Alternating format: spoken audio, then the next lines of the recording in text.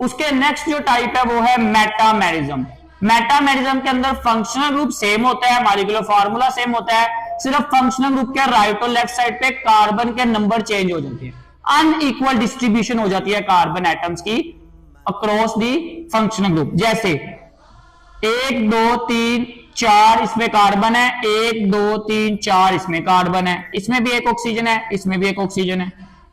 3 2 5 7 और 10 same for 3 2 5 7 और 10, same hydrogen, same carbon और सेम फंक्शन ग्रुप लगा हुआ है ईथर का और ईथर का। लेकिन अगर आप इधर गौर करें, इसके ईथर के साइड पे 2 कार्बन है, इधर भी 2 कार्बन है, इधर ओके इस साइड पे 1 कार्बन, उधर 3 कार्बन है। तो कार्बन की जब अनइक्वल डिस्ट्रीब्यूशन हो जाएगी किसमें, फंक्शनल ग्रुप के राइट और लेफ्ट साइड पे, तो मेटामेरिज्म अराइज होगा। जैसे कि इसका नाम हो जाएगा, ये इथाइल है एक आपके पास C2H5 ओपन करके लिखा हुआ है, 2 इथाइल डाइथाइल ईथर, ईथर के साथ डाइथाइल 2 इथाइल लगे हुए हैं।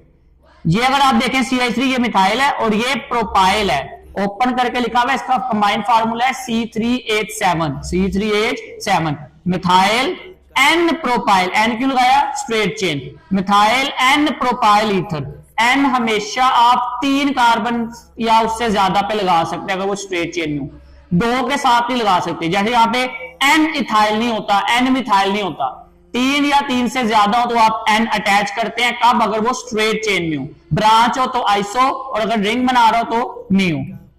Last is tautomerism.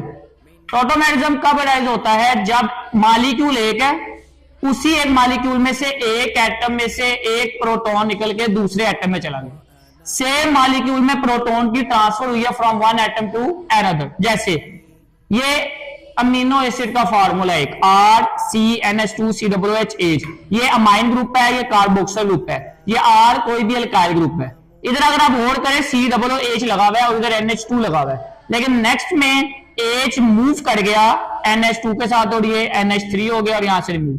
तो ये एक मॉलिक्यूल में प्रोटॉन एक एटम से दूसरे एटम में चला गया, जो कि टॉटोमेरिज्म है और इसको कहते हैं ज़्वीटराइन।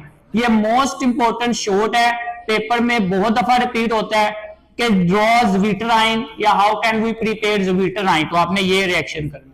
तो एक ही मॉलिक्यूल में से एक एटम दूसरे एटम में, प्रोटॉन एक एटम से दूसरे एटम में ट्रांसफर हो जाता है, इसको कहते हैं टॉटोमेरिज्म।